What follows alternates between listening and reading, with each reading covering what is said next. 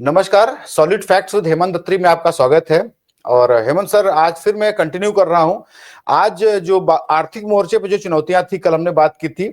आज एक बहुत बड़ी घटना हुई अपने देश में, जिसके लिए बात करना जरूरी है और उसको जरा विस्तार से समझना जरूरी है कि किस तरीके से हमारे यहाँ की जो संवैधानिक संस्थाएं हैं, संवैधानिक पद जो हैं, उनको बर्बाद किया जा रहा है। ये आवाज बार बार उठती है, लेकिन उस इस हल्ले में वो शायद चीजें छुप जाती हैं।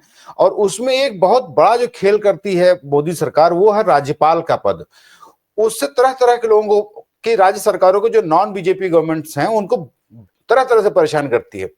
उस पे आज एक करारा तमाचा मारा है सुप्रीम कोर्ट ने, और मामला है तमिलनाडु गवर्नर का। मोदी जी के एक बहुत ही वीरवान होनहार व्यक्ति हैं आर एन रवि साहब। वो जहां रहे हैं वहां पे उन्होंने कुछ ना कुछ बवाल किया है। वो नागालैंड में थे, वहां के इंटरलोक्यूटर बनाए गए, फिर वहां के गवर्नर बनाए गए, वहां पे वो बवाल करके भगाए गए वहां से। और अब वो तमिलनाडु में आकर के बिल्कुल पीछे पड़े हुए थे।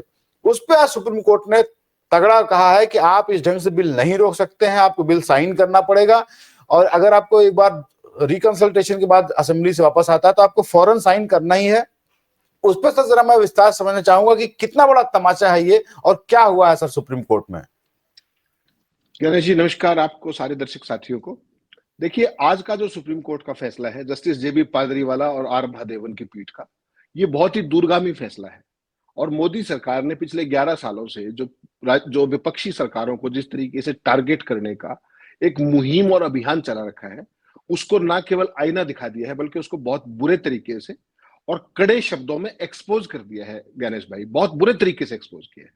और राज्यपाल को ऐसी ऐसी बातें कही है जो संवैधानिक पद पर बैठे किसी व्यक्ति के बारे में आमतौर पर कोर्ट कहने से बचता है। लेकिन इन्होंने, क्योंकि वो सारी वो जो सीमाएं थी जैसे इन्होंने पार की, तो सुप्रीम कोर्ट को भी लगा कि यार this is too much and now is enough.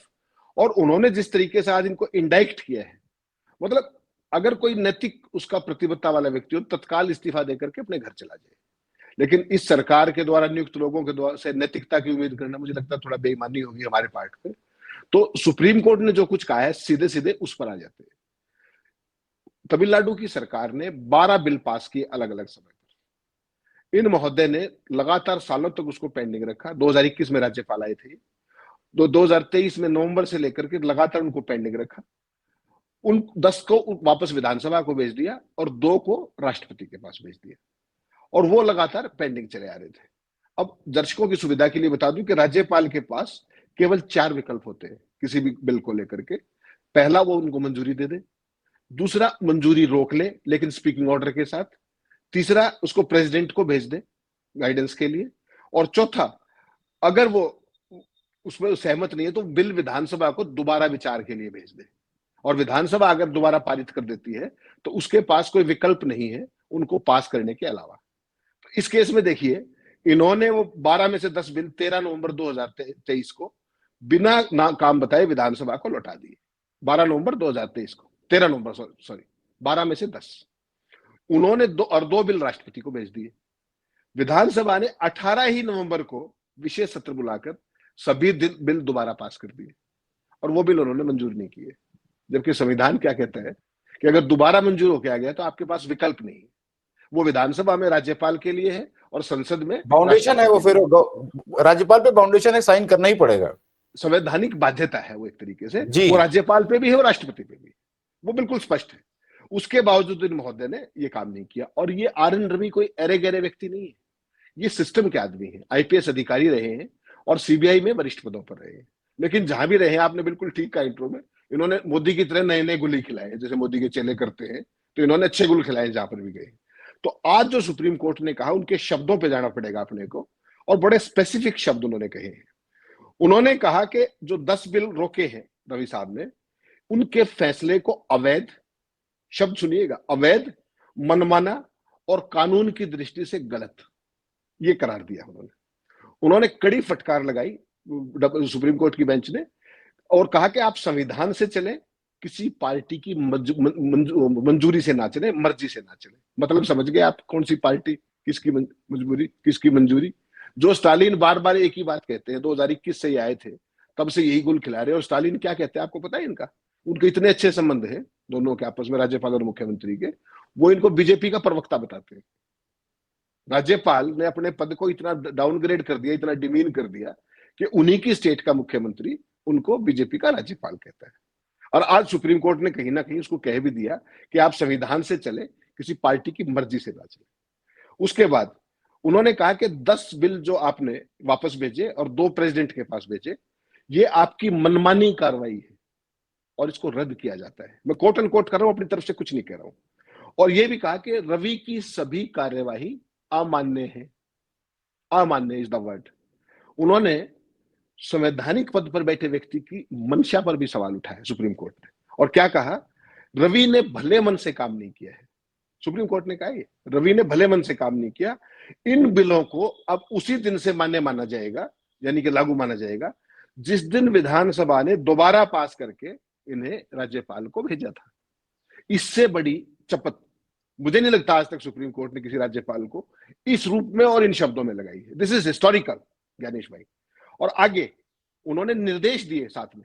आमतौर पे कॉन्स्टिट्यूशनल बॉडी को, कॉन्स्टिट्यूशनल अपॉइंटमेंट को निर्देश देने से बचता है सुप्रीम कोर्ट। आज उन्होंने निर्देश भी दिए कि आप अपने विकल्पों का, जो भी आपके पास 4 विकल्प मैंने बचाए कानूनों को लेकर के, विधेयकों को लेकर के, आप अपने विकल्पों का प्रयोग तय समय सीमा के अंदर करेंगे, और वरना आपके सभी कदमों की कानूनी समीक्षा की जाएगी। ऐसी भाषा आपने नहीं सुनी होगी सुप्रीम कोर्ट की किसी राज्यपाल को लेकर के।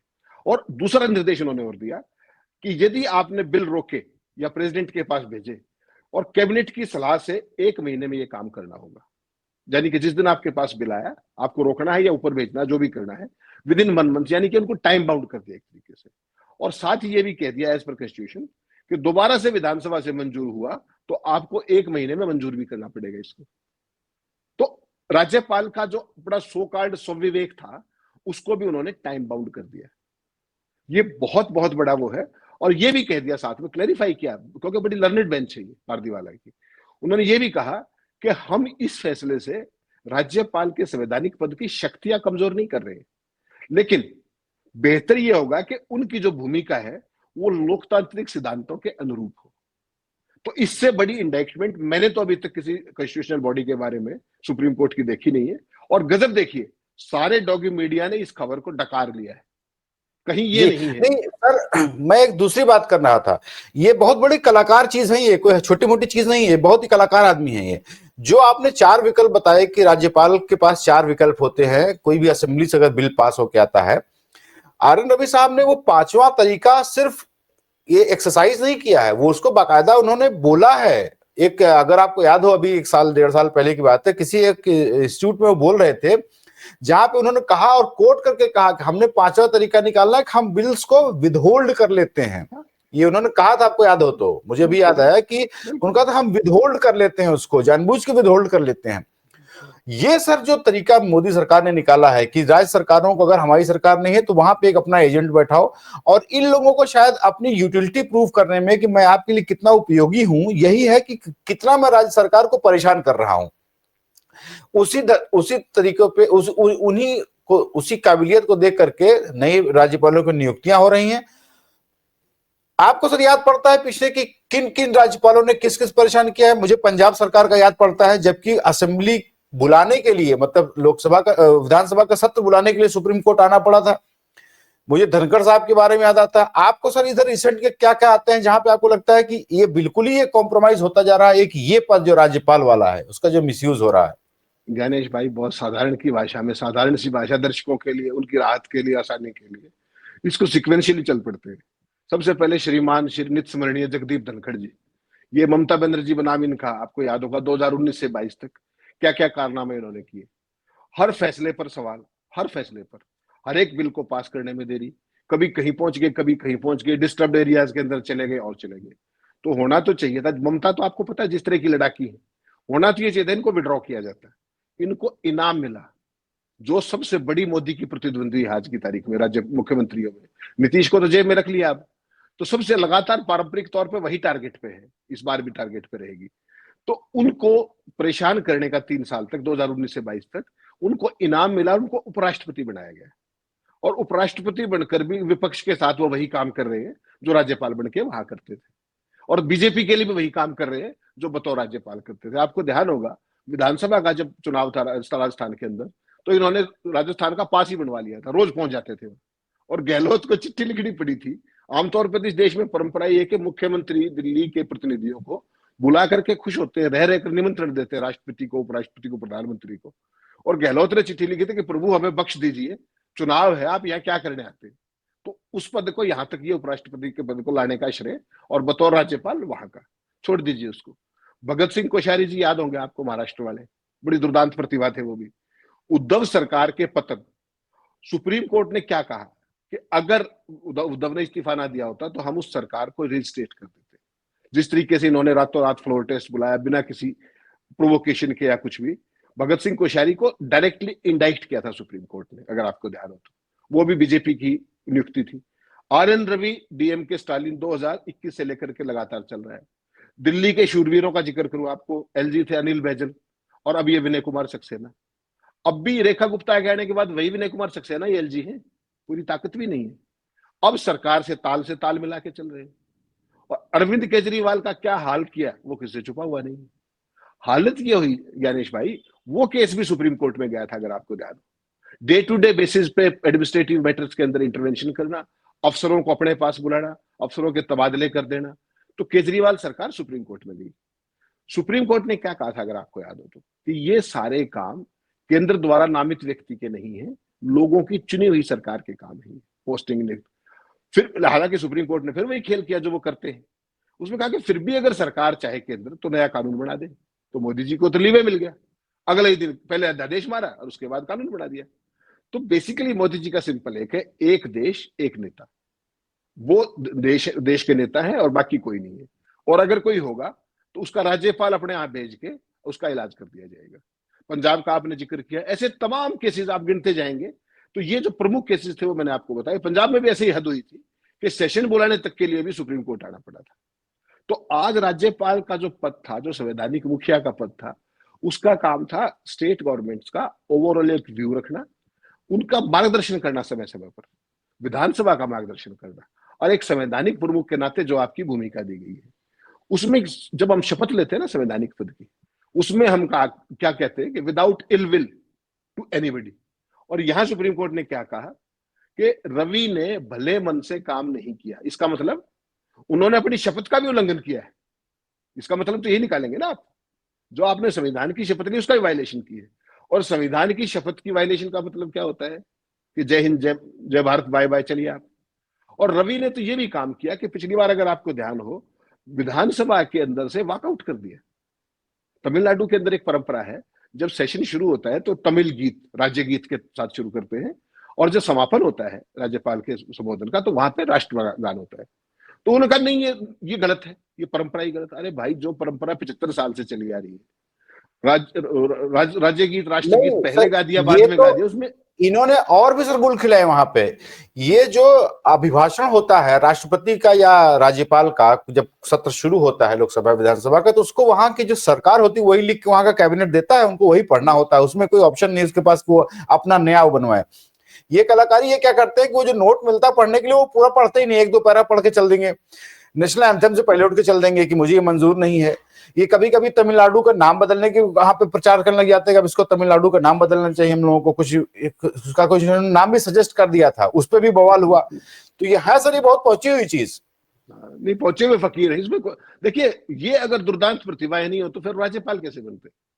जितने भी नाम मैंने आपको गिनवाए ये वही प्रतिभाएं हैं जो आउट ऑफ बॉक्स जाके सॉल्यूशंस लाते हैं और प्रॉब्लम भी आउट ऑफ बॉक्स लाते हैं कि मुख्यमंत्री देखता ही रह जाए। आप ये बताइए ना, राज्यपाल का ऑफिस, एलजी का ऑफिस, किसी अफसर की पोस्टिंग कर दे, मुख्यमंत्री क्या करेगा बेचारा? पावर तो उसकी है, वो घूमते रहे केजरीवाल, घिसटते रहे सुप्रीम कोर्ट में, सुप्रीम कोर्ट से जीत के भी आ गए और सुप्रीम कोर्ट ने खेल कर दिया, एक लाइन लिख दी कि केंद्र चाहे तो कानून बदल सकता है। उन्होंने 1 घंटे के अंदर अध्यादेश मारा, फिर राज्यपाल वैसे ही हो गए। तो बेसिकली मोदी जी का, मैंने वही कहा आपको, उनके दिमाग में एक ही सनक है कि एक देश एक नेता। और ये मोदी की नहीं है, ये बीजेपी की भी नहीं है, ये ताकत उनको नागपुर से मिलती है। ये संघ की यही विचारधारा है जी। एक व्यक्ति एक नेता, एक देश एक नेता। और इसी को मनुवाद का सबसे एक ज्वलंत उदाहरण अगर आप कहेंगे, जो उनकी सोच है, जो एंटी डेमोक्रेटिक उनकी सोच है। लोकतंत्र का मतलब क्या होता है? सामूहिक नेतृत्व। बीजेपी क्या कहती है? बीजेपी की देख लीजिए गणेश भाई, बीजेपी हमेशा कहती है कि हम व्यक्तिवाद को तो खिलाफ है। संघ भी कहता है हम व्यक्तिवाद के खिलाफ है। और मुझे लगता है उनसे बड़ा व्यक्तिवाद कोई पोषक नहीं है। भाई गांधी परिवार को आप सुबह से शाम तक पानी पी पी के कोसते हो, परिवारवाद फला, वहां कम से कम एक परिवार तो है, 3 आदमी तो है। यहां तो एक ही है, तुम ही हो माता पिता, तुम ही हो। और ये लगातार 11 साल से चल रहा है, कोई रोकने वाला नहीं है। वो खुद वो है, उसके बाद उनके नंबर 2 पे जो चाणक्य भाई महाराज बैठे, जिसका चाहे उपचार करा लो, चुटकी में इलाज कर देते हैं। तो बीजेपी तो एक नए तरीके की संस्कृति लेके आ रही है। जी सर, एक्चुअली क्या मैं सर एक चीज और मैं धन्यवाद देना चाहता था सुप्रीम कोर्ट को और खास करके जस्टिस परदीवाला को, जिन्होंने कि ये डेयरिंग फैसला दिया है। और ये नो डाउट ये पूरे देश के सारे राज्यपालों के लिए एक सबक होगा और अगली बार उनको विदहोल्ड करने के लिए ऐसे कानूनों को सोचना पड़ेगा। लेकिन सर शायद जस्टिस परदीवाला थे तो ये हो भी गया, लेकिन मुझे नहीं याद पड़ता कि इलेक्टोरल बॉन्ड्स के बाद सुप्रीम कोर्ट ने कोई ऐसा डेयरिंग जजमेंट दिया हो। गोलमोल करते थे, ऑब्जर्वेशंस देते हैं, लेकिन कोई जजमेंट बहुत ऐसा पास किया हो मुझे नहीं याद पड़ता है। लेकिन सर जो आपने भगत सिंह कोश्यारी की बात की, जो उन्होंने महाराष्ट्र में किया, सुप्रीम कोर्ट को भी जरा अपने अंदर झांक के देखना होगा कि सुप्रीम कोर्ट ने आपने आखिर क्या किया था। जब उन्होंने फ्लोर टेस्ट के लिए बुलाया तो उद्धव ठाकरे की सरकार सुप्रीम कोर्ट गई और उन्होंने कहा कि साहब ये असंवैधानिक ढंग से ये फ्लोर टेस्ट करा रहे हैं, राज्यपाल को नहीं बुलाना चाहिए। उनका नहीं, फ्लोर टेस्ट होने दीजिए, क्या फर्क पड़ता है, हम देख लेंगे, हम बैठे हैं, आप जाइए पहले फ्लोर टेस्ट दे के आइए। फ्लोर टेस्ट से पहले उद्धव ठाकरे ने रिजाइन कर दिया। उसके बाद जब वापस ये लोग आए, उनका साहब आप देखिए क्या हुआ। सुप्रीम कोर्ट ने सब कहा कि नहीं बिल्कुल गलत बात हुई है, नहीं करना चाहिए था, वहां के राज्यपाल ही has no business to call a floor test, ये सब कुछ कहा, लेकिन कुछ करेंगे नहीं। अब उन्होंने वो राज्यपाल जी हो गए और उन्होंने बहुत गड़बड़ काम किया था। उन्होंने यहाँ कहा कि जो सरकार चल रही है ये भी अवैध सरकार चल रही है, लेकिन कुछ करूंगा नहीं। उसी तरीके से सर उन्होंने सारे वो कहे हैं कि आर.एन. रवि ने इससे खराब काम तो कुछ हो नहीं सकता है कि राज्यपाल का, लेकिन सर इसकी सजा उनको नहीं मिलता कि एटलीस्ट उनको हटा दे वहां से, कि आप केंद्र सरकार को ये निर्देश दे कि इनको हटाइए, नया गवर्नर भेजिए, आदमी गवर्नर ये ठीक नहीं है, आप करने लायक ये। सुप्रीम कोर्ट यहाँ क्यों डर जाता है सर? ज्ञानेश भाई, आप तो वही बात कर रहे हो, दिल मांगे मोर। ये बात आपको तब करनी चाहिए थी जब वो जो भगवान से पूछ के फैसले लिखा करते, भगवान से ही पूछ के राम मंदिर के फैसले लिखा करते, ये बात तब कहनी चाहिए थी। अब तो वही बात है कि जस्टिस पारदीवाला को हेड्स ऑफ है, सैल्यूट है कि कम से कम एक फैसले को उन्होंने मुकाम तक तो पहुंचाया। वरना आप देखिए इस देश की जुडिशरी बहुत ही वर्बल डायरिया से बहुत गंभीर रूप से पीड़ित है, खासतौर पर सुप्रीम कोर्ट। इतना ज्ञान देंगे, इतने प्रवचन देंगे, वो जो महोदय थे ना जिनके यहाँ प्रधानमंत्री जाके गणेश पूजा कर रहे थे, जो चंडीगढ़ वाले जो मेयर के चुनाव में जो भाई साहब ने कारनामा किया था मसीह ने, उसके ऊपर क्या क्या वर्बल डायरी किया था, क्या उनके पास शुक्र है तोप नहीं थी, वरना कुछ गड़बड़ हो जाती थी। उसका कुछ भी नहीं किया ज्ञानेश भाई, कुछ भी नहीं किया उसके खिलाफ, और फैसला खुद बदल दिया एक। उसके बाद आपने जिक्र किया महाराष्ट्र सरकार का, आप कह रहे हो फ्लोर टेस्ट गलत है। उस सरकार का जन्म कहां से शुरू होता है? उस फ्लोर टेस्ट से। आपने कहा फ्लोर टेस्ट गलत है, उन्होंने, उद्धव ठाकरे ने इस्तीफा दे दिया, वरना हम उनको रिइंस्टेट कर देते, बिल्कुल जायज बात है। मैं ये कह रहा हूं कि जिस सरकार का फ्लोर टेस्ट गलत है मूल रूप से, उस सरकार को आपने कार्यकाल कैसे पूरा करने दिया? क्या ये सवाल नहीं? आज राज्यपाल को हटाने की शक्ति बेशक नहीं है सुप्रीम कोर्ट को, और सुप्रीम कोर्ट ने इतना फैसला दे दिया, मैं तो इतना ही बहुत मानता हूं। राज्यपाल को हटाना ना हटाना वो तो केंद्र सरकार की नैतिकता पे है। अगर थोड़ी सी नैतिकता हो तो उनको आज शाम तक बुला लेना चाहिए, लेकिन वो नहीं बुलाएंगे। अब आपने जो बात कही कि सुप्रीम कोर्ट का ओवरऑल वर्बल डायरिया की हालत यहां तक है। जब आपने इलेक्टोरल बॉन्ड्स का फैसला देखा था क्या क्रांति थी, और किस तरीके से केंद्र सरकार ने मिसलीड किया। इतना समय लगेगा, एसबीआई का ये करना है, वो करना है, फला करना है। सुप्रीम कोर्ट ने कहा नथिंग डूइंग, कल 12 बजे तक करके दो। इलेक्टोरल बॉन्ड सारे आ गए, उसको मैंने और आपने 1 घंटे में सॉफ्टवेयर में डाला, सब कुछ सामने आ गया। एसबीआई बेवकूफ बनाता रहा, उसके खिलाफ कोई कंटेम्प्ट की कार्रवाई नहीं की। पेगासस वाले मामले में सुप्रीम कोर्ट ने पैर पीट लिए, उनको आज तक कोई जानकारी दी हो? आज तक कोई जानकारी दी हो? केवल ये पूछा था कि आप ये बता दीजिए कि पेगासस आपने लिया हाँ या ना। हाँ या ना भी नहीं बताया ज्ञानेश भाई। सुप्रीम कोर्ट की हालत है। उसके बाद आगे चल पड़ी इलेक्टोरल बॉन्ड वाले मसले में, लोग गए कि साहब आपने बिल्कुल ठीक किया, ये आपने सूचना दिलवा दी, अब जो इसके लाभार्थी उन सब का जो वो होनी चाहिए, इसकी जांच करनी चाहिए इस पैसे की, मना कर दिया। तो वर्बल डायरिया कितना किया था, ये कर देंगे वो कर देंगे। बेसिकली क्या है कि सुप्रीम कोर्ट ने एक तरीके से, कुछ बेंचेस को आप छोड़ दीजिए, बाकी सुप्रीम कोर्ट भी देश की उसी मुख्य धारा का हिस्सा है जहां देश की मुख्य धारा है वो अपने क्या नाम है, विधायिका है, कार्यपालिका है, न्यायपालिका के भी बहुत सारे लोग पोस्ट रिटायरल बेनिफिट्स के लिए, और किस किस तरह के लोग आ रहे हैं ये मुझे और आपको बताने की जरूरत नहीं है। तमिलनाडु में एक महिला की किस तरीके से हाईकोर्ट जज के तौर पर शपथ कराई गई आनंद फानंद में, आधे घंटे बाद सुप्रीम कोर्ट में सुनवाई हो रही थी उनकी नियुक्ति को लेकर के, उसके बावजूद उनको ओथ दिलवा दी गई। जो इलाहाबाद हाईकोर्ट के वो जो मिस्टर यादव है, उन्होंने वीएचपी के फंक्शन में क्या कहा, उनको बुलाया भी सीजीआई ने, कॉलेज ने बुलाया, क्या कर लिया उनका। ये दिल्ली वाले वर्मा जी महोदय सारी बार खिलाफ है, कल उनको चुपके से शपथ दिला दी, वहां पर ट्रांसफर कर दिया बार की इच्छा के खिलाफ। तो न्यायपालिका को भी समरूप करने की कोशिश की जा रही है। जो आरएसएस का जो एजेंडा है ना हिंदुत्व के नाम पर, कि हिंदू धर्म को समरूप कर दो, हिंदू धर्म वो होगा जो हम बताएंगे।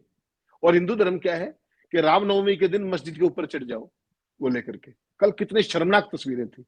राम ने और हिंदू धर्म में ये कहां लिखा हुआ है कि दूसरे धर्म को डिमेन करो आप।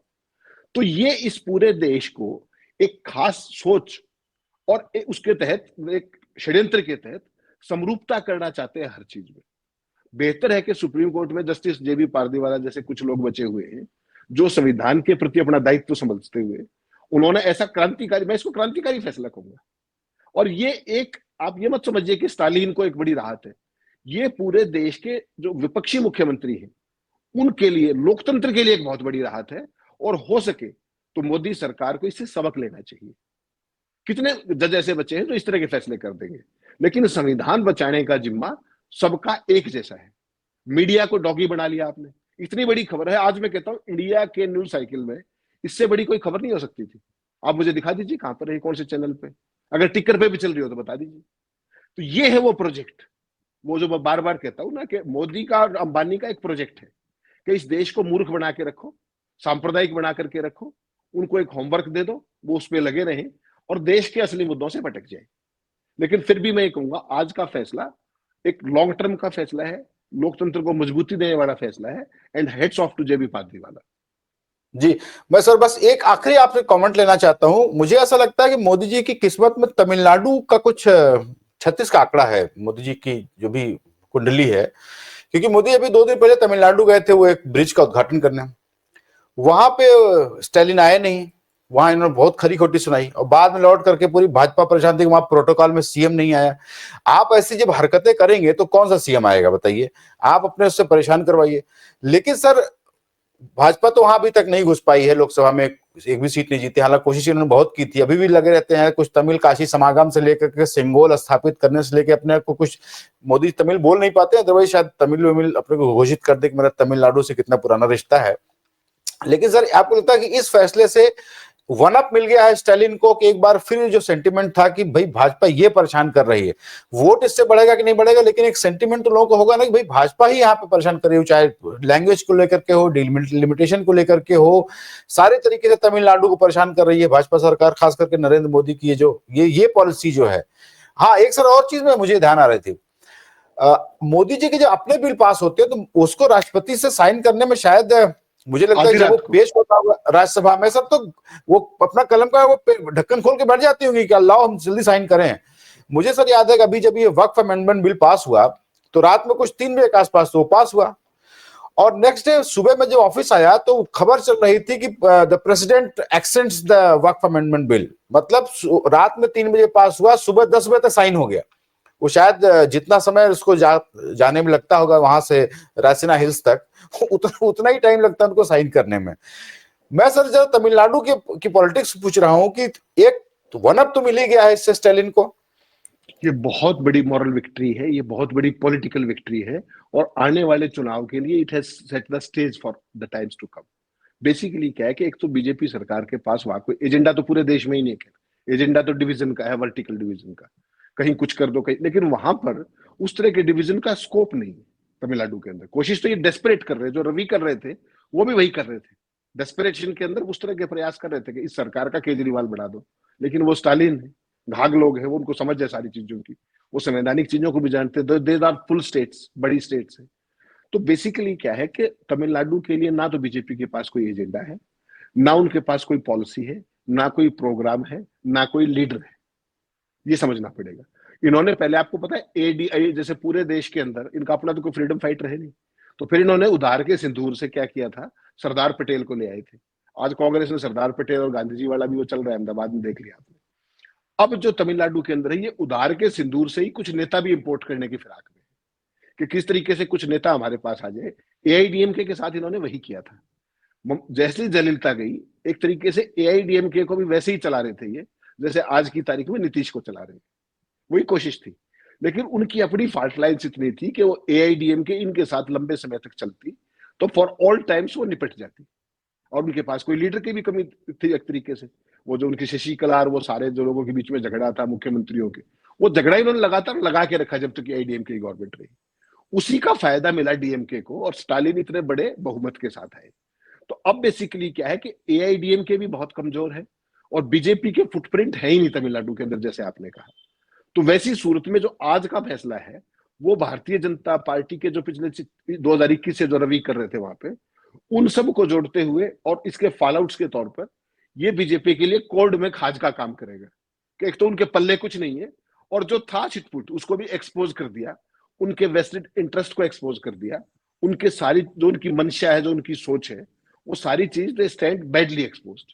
और इससे निश्चित तौर पर स्टालिन को मदद मिलेगी, वहां तो पॉलिटिकली मिलेगी, पूरे देश के विपक्षी मुख्यमंत्रियों को भी एक ताकत मिलेगी, और लोगों को भी ये समझ में आएगा कि ये राज्यपाल जाति कर रहे हैं।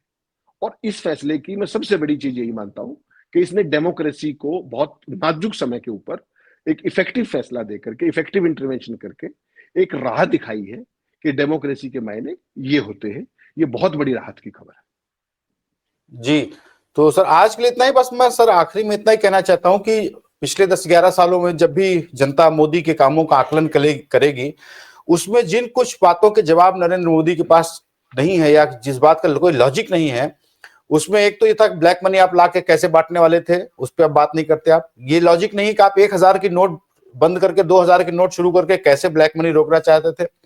इलेक्टोरल बॉन्ड्स पे कोई जवाब नहीं था कि ये कौन सी ट्रांसपेरेंसी है जिसमें किसी को कुछ बताएंगे नहीं, लेकिन बताएंगे ट्रांसपेरेंट है। उसी तरीके से मुझे लगता है कि ये एक फैसला भी गिना जाएगा कि ये बिल्कुल इसके ऊपर नरेंद्र मोदी के पास कोई जवाब नहीं है कि आप राज्यपालों से ये जो करवा रहे थे कि बिल साइन करके भेजा जाए, उस पर बैठ रहा जानबूझ करके कि मैं इसको विदहोल्ड कर रहा हूं, और बाद में उसको सुप्रीम कोर्ट से ऐसे लताड़ लगाई गई हो। तो सर हमसे बात करने के लिए बहुत बहुत धन्यवाद। दर्शकों का भी हमसे जुड़ने के लिए बहुत धन्यवाद। Thank you so much.